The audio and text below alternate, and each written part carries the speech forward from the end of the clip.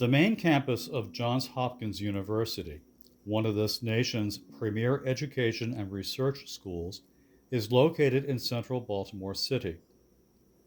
The campus's east side is bordered by wide streets and commercial properties, including retailers, apartment buildings, and student housing. The campus's west side is bordered by more narrow residential streets, row houses, and a city park, Wyman Park, through which the Stony Run wends its way to the Jones Falls. 31st Street, the 3100 block of Remington Avenue, and the 300 block of Wyman Park Drive that border the campus's west side are only residential. Yet JHU has chosen to use this residential neighborhood with its narrow streets as the preferred route for construction traffic from its new DSAI complex.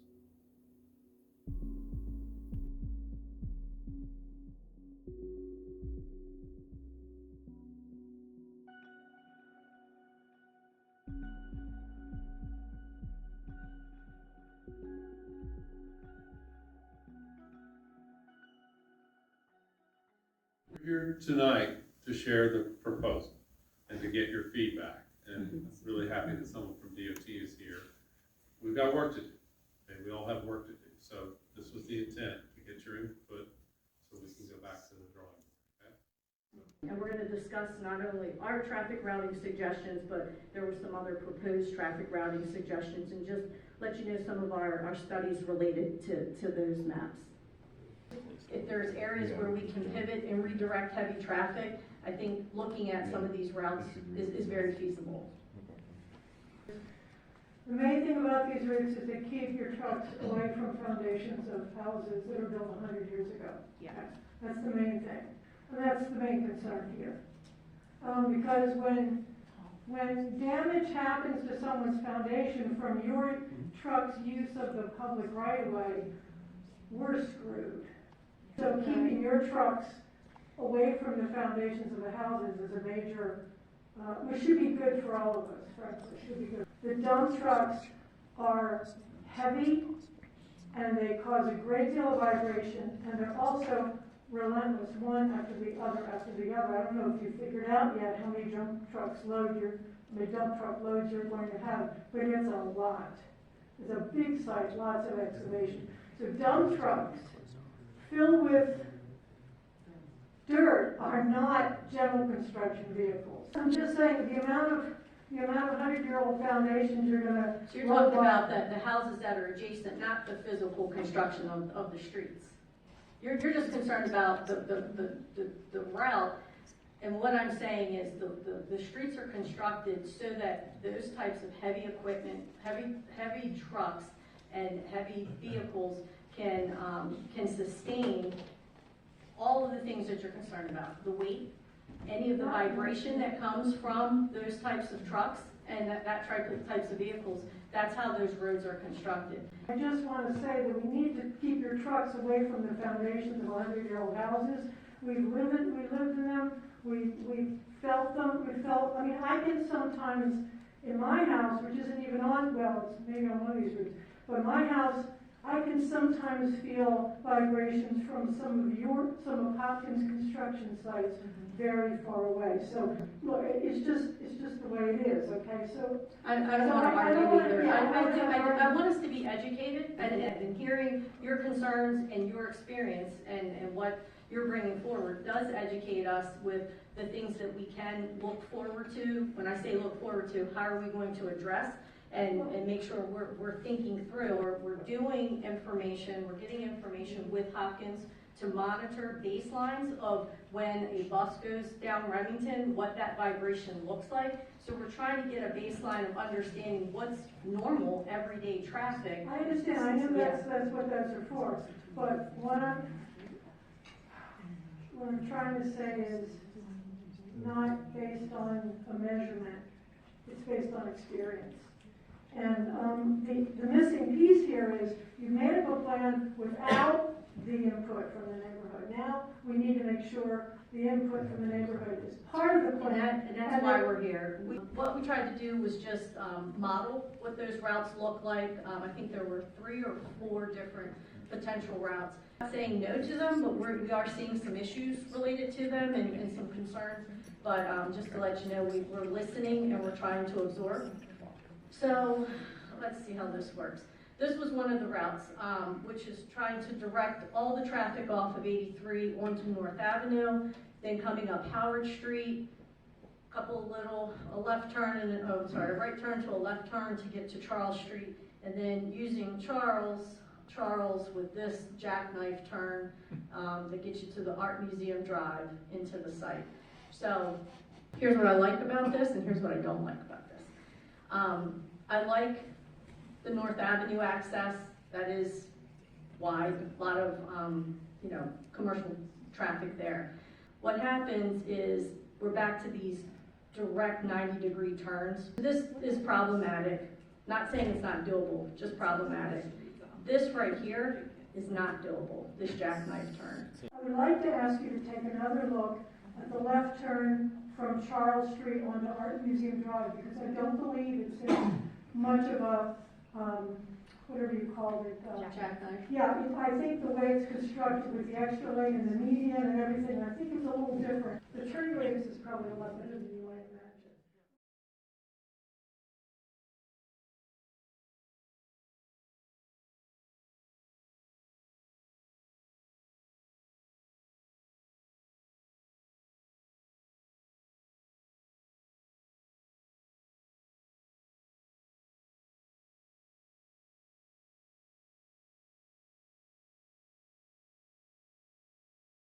Not really an access issue that we're concerned about. It's a distance issue that would be very difficult for us. And I'm not trying to say we want to just keep traffic in your neighborhood, but it's definitely viable. But from a distance and just kind of like an overall access, it's a difficult one for us we could suggest, but I'm just not 100% positive how it would be incorporated.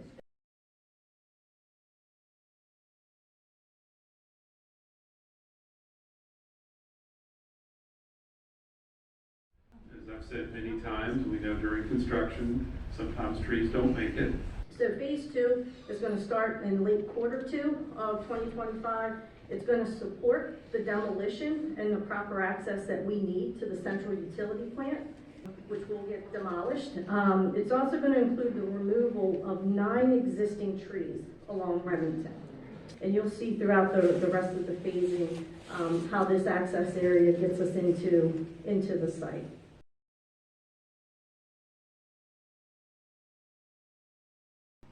All of the construction vehicles, especially the dump trucks going up 28th, would be a logistical nightmare, not just for us on Remington Avenue, but now it would be affecting the entirety of Remington.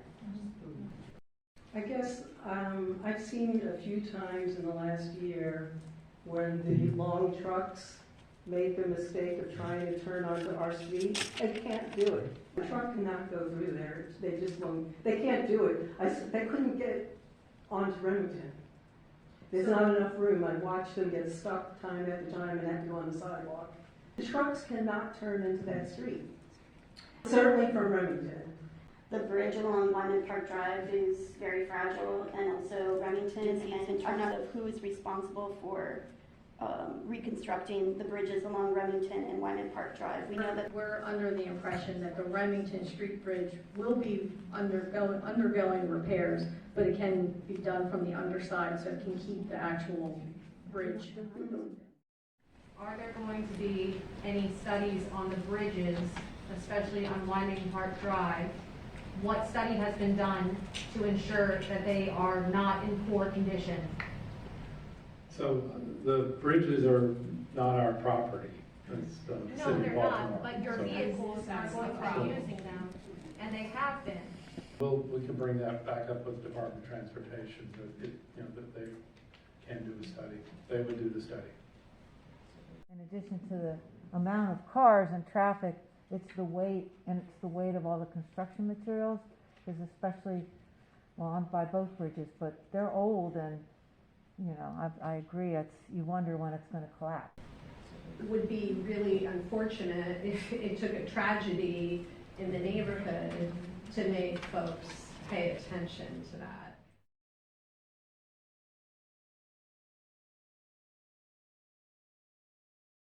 Two bridges in Wyman Park between the communities of Hampton and Remington are in need of repair. Several nearby current and proposed projects may require construction traffic to cross these bridges. Are these bridges capable of bearing the gross weights of cranes, loaded flatbeds, concrete mixers, and dump trucks? Until the bridges are repaired, should they have weight restrictions? The Remington Avenue Bridge spans 40 feet over the walking path next to Stony Run.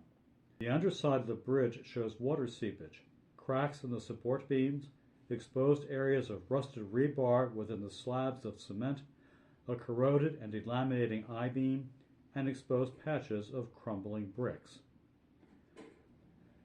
The Baltimore City Department of Transportation has requested funds for fiscal year 2025 to do some repairs on this bridge. Will it be safe for heavy trucks to cross the bridge before the work is completed? The Wyman Park Drive Bridge spans approximately 200 feet over Stony Run and the parkland below. It was built in 1920, and the last major renovation was in 1960. Seeping water throughout the bridge has frozen and expanded cracks in the cement. Chunks of concrete have fallen away. An October 2022 inspection stated, quote, "The stream bank is beginning to slump. River control devices and embankment have widespread minor damage." End quote. 2 years later, we can see that periodic flooding of Stony Run has caused shifts in the boulders that support the eastern footing of the bridge. One boulder has visibly moved away a foot or so. Also, water has eroded a horizontal stretch of ground and seems to be undermining part of the eastern footing. Each flood of Stony Run changes the stream bed and appears to take away more support from the eastern section of the bridge. The upper roadway is flanked by crumbling and cracked cement walls. Open joints collect water which then seeps through the cement structure of the bridge.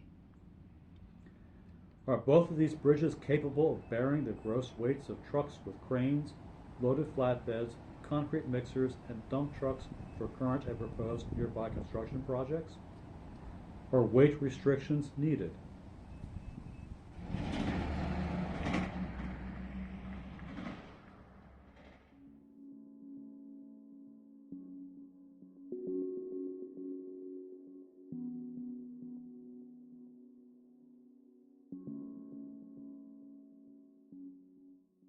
Wyman Park Drive between Remington Avenue and Sisson Street is a major bike route from Sisson Street into Hamden and the Johns Hopkins Homewood campus.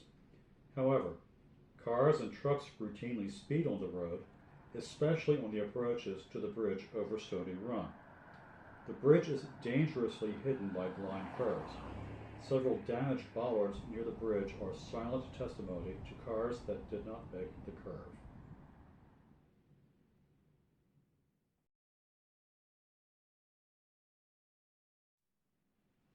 Wyman Park Drive narrows before the bridge, and views across the bridge are limited because of the bridge's structural arch that rises high enough that oncoming cars are not visible. Drivers who approach the bridge from either direction cannot see bikes on the bridge. Drivers also cannot easily see pedestrians from Huntington Avenue who must cross the bridge to access the only sidewalk on Wyman Park Drive. There is no crosswalk. Wyman Park Drive is being considered as a construction route. Adding heavily laden dump trucks, tractor trailers, and varying size flatbeds from this mix of speeding cars, bicycles, pedestrians, and an unmarked crossing, a narrow road, and limited visibility of the bridge will make what is already a dangerous situation potentially tragic. The Charles Street access road that runs along the east side of the campus which has a large turning radius from University Parkway to get onto, and then from there has an easier turning radius to get into Art Museum Drive. And then if you open up that dog leg again, has an easy turning radius to get onto whatever that back road is, that then has a large turning radius to get onto Wyman Park Drive into your construction site.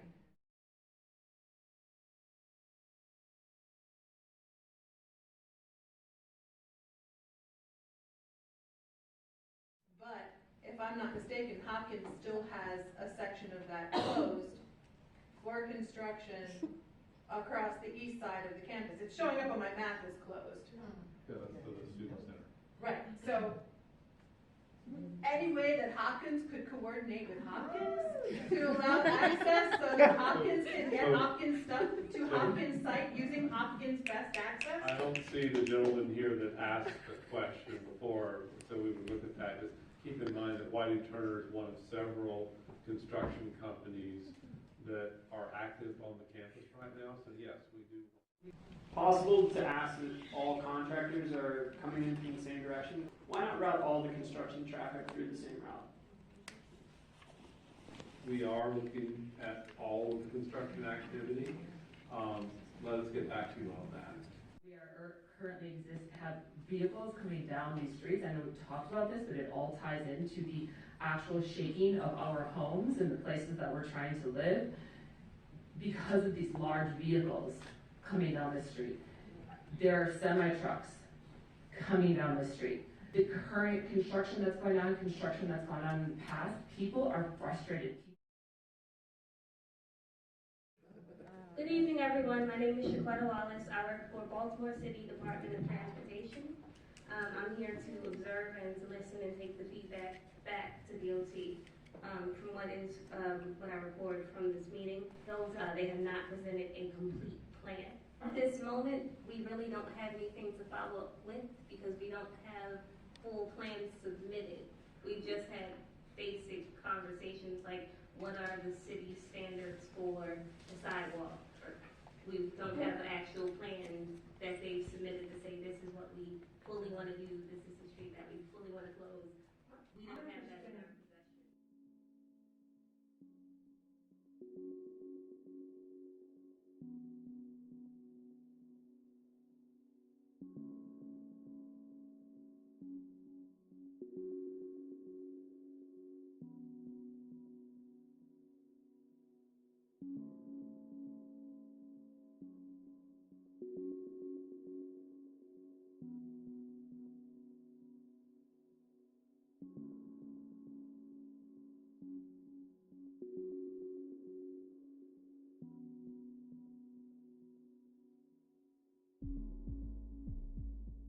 Johns Hopkins University has several options for routing heavy construction traffic for the DSA complex, but officials prefer routing trucks through a residential neighborhood.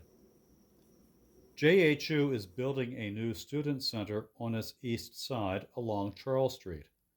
Clearly, heavy construction vehicles can access the campus from that side. Yet JHU prefers its trucks to shake the foundations of 100-year-old homes, drive over weakened bridges, and dodge bicyclists and pedestrians on a narrow road with blind curves. For its own convenience, JHU would prefer residents be inconvenienced by relocated bus stops along Remington Avenue, reduced on-street residential parking, and temporarily blocked lanes. JHU can route trucks into campus from the east side, past the current construction site for the new student center, but that would require JHU to coordinate with JHU to make it possible.